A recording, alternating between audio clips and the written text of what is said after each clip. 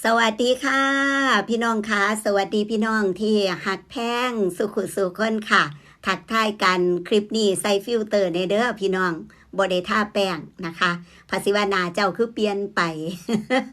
เดี๋ยวเบิ่งคลิปออกทั้งเพจก็มีแต่คลิป AI ว่าซั่นเนาะรูปกับรูป AI บัดที่ถ่ายคลิปนี่มาลง YouTube นำนี่ใส่ฟิลเตอร์เซยเลยว่าซั่นอ้าวแล้วแต่เขามีหยังให้ใส่ให้เล่นก็เล่นไปคือว่าพี่น้องคะขอบคุณค่ะที่ติดตามขอบคุณในหลายเป็นแห้งใจหลายคนคอมเมนต์ไว้ได้ตอบแน่บ่ได้ตอบแน่ขอโทษขออภัยพี่น้องค่ะตอบบเปิดบ่สามารถตอบเบิดได้คือว่านั่นล่ะแต่ก็ขอบคุณโดยหัวใจที่พี่น้องมาทักทายกันนะคะข่าวคราวเกี่ยวกับหมอร้องหมอล่ำศิลปินคนดังต่างๆตามที่ตามท่านตามกระเยื่อมสาวน้ำยืนนี่ละพี่น้องสไตล์ตามกระเยื่อมถ้าผู้ใดสนใจเนาะอยากฟังกันกะขอบคุณค่ะพี่น้องถ้าว่าบ่ท่านข่าวก็คือบ่ท่านข่าวได้พี่น้องเพราะว่ากะห่างหายไปสักระยะหนึ่งคือว่าเนาะคือด้วยเคยไปถ่ายคลิปเคยออกนอกพื้นที่ไปถ่ายคลิปบ่ว่าจะเป็นคลิปหมอลำคลิปอีหลาอุ๋งอิงคลิปสาวหน่อยเพชรบ้านแพงหรือว่าคลิปเกษตรจังซี่โดยความเคยออกไปข้างนอกพี่น้องแล้วก็เป็นคนที่มักแบบนั้นมักบรรยากาศแบบถ่ายไปแบบสดๆเลยคือเรียลไทม์มักแบบนั้นพี่น้องมักบรรยายไปนำถ่ายไปนำแบบนั้นแต่มื้อนึงเฮามีความจำเป็นที่เฮาออกไปแบบนั้นบ่ได้นะคะพี่น้องมีความจำเป็นก็เลยหันมาแบบว่ามาเว้าข่าวจังซี่เนาะผัดเป็นคนโดยปกตินั้นเป็นคนบ่ค่อยยุ่งเรื่องคนอื่นปัตตานีก็เลยจักสิไปเอาเรื่องผู้อื่นมาเว้าเนี่ยยากคักพี่น้อง ยากค่ะก็เลยเฮ็ดให้ขาดให้หายไปคือว่านั่นล่ะแต่ก็พยายามอยู่เพราะว่าทาง YouTube เรียกร้องเหลือเกินว่าอันเฮ็ดคลิปมาแน่เจ้าอย่าหายไปไสอีกเด้อจังซี่ขอบคุณค่ะขอบคุณในหลายพยายามอยู่นี่ก็เว้าข่าวดีเรื่อง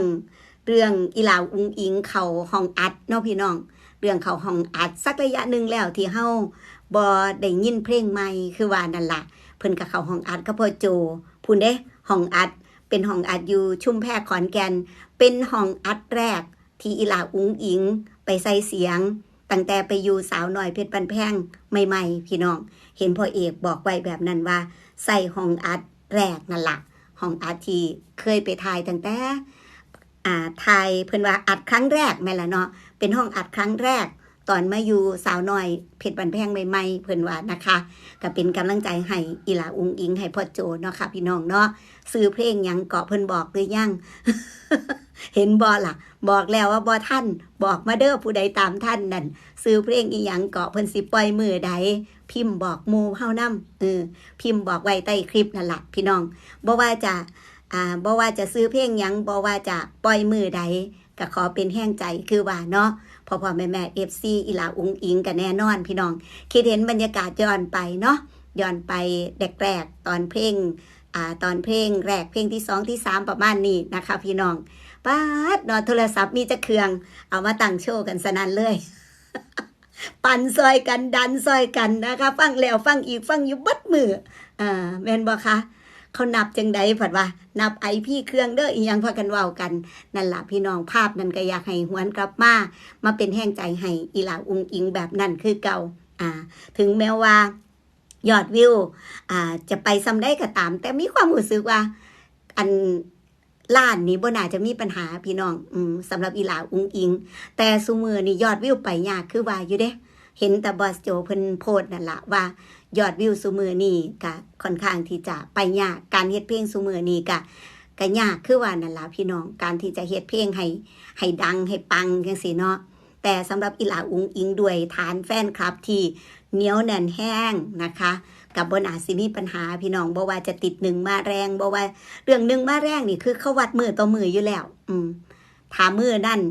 เกิดบ่มีไผลงเพลงแบบชนคักๆกะโอกาสขึ้นหนึ่งมาแรงก็เป็นไปได้สูงอยู่แล้วนะคะแต่ยอดวิวเนี่ยล้านได้ไหมเนี่ยใน1 วันเนี่ยถ้าผู้ใดล้านได้นี่ก็ถือว่าสุดยอด เฮาก็ยังหวังว่าอีหลาอุ้งอิงบ่น่าจะมีปัญหาสำหรับ1วัน1 ล้านวิวยกเว้นสิหลายกว่านั้นหลายล้านกว่านั้นก็เป็นแรงใจให้กันคือเก่าก่อนเข้าห้องอัดพี่น้องค่ะก็มีความเป็นตาฮักสำหรับอีหลาอุ้งอิงก็โทรขอพรจากแม่หน่อย